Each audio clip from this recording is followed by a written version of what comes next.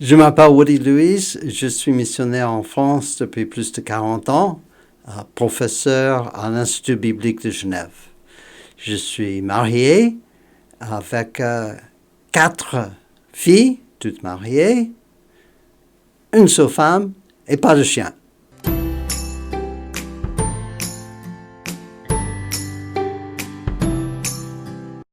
Ce livre d'Ecclésiaste présente les difficultés de la vie, et il y en a.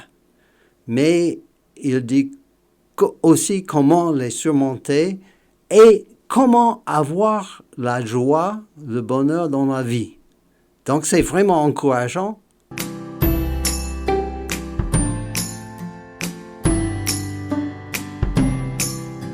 Son message est universel pour tous les hommes et il y a des difficultés quand on lit ce livre, des choses qu'on ne comprend pas. Effectivement, est-ce qu'il est juste pessimiste, ce gars Ecclésiaste, ou aussi il dit qu'on doit s'éclater de joie, mais en même temps, ça n'a pas l'air très chrétien, tout ça. Donc, je voulais expliquer mieux ce que l'auteur d'Ecclésiaste a écrit.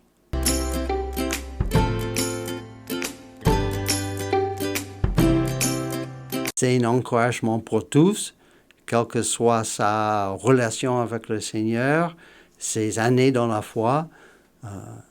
Donc, c'est pour tous les chrétiens. C'est ni académique, ni trop académique, si je peux le dire, ni trop simple.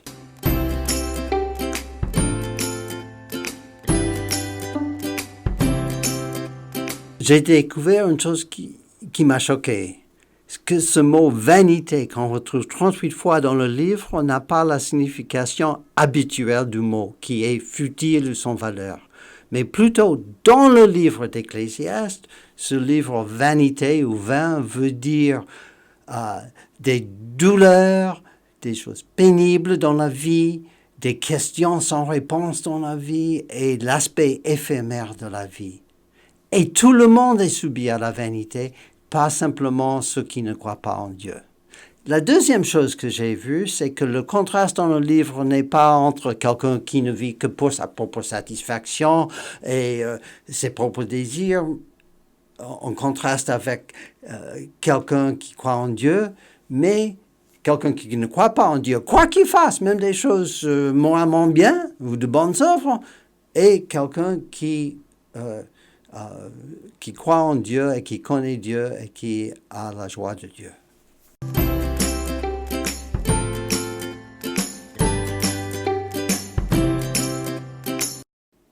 Il faut que j'en dise 2 quand même, et pas simplement une. Ce qui m'a marqué, c'est que Dieu contrôle tout. Il est souverain. Quoi qu'il m'arrive, les bonnes choses, les mauvaises choses, il est maître et il contrôle tout ça. C'est comme l'Ecclésiaste a écrit en 3:14, « J'ai reconnu que tout ce que Dieu fait dure à toujours. Il n'y a rien à y ajouter et rien à en retrancher. Je peux me confier en lui. » Et l'autre chose qui m'a beaucoup marqué, c'est la crainte de Dieu, qui est la conclusion du livre. C'est que la crainte de Dieu, c'est penser et agir en fonction de Dieu, qu'il est au centre de ma vie en tout ce que je fais, tout ce que j'entreprends.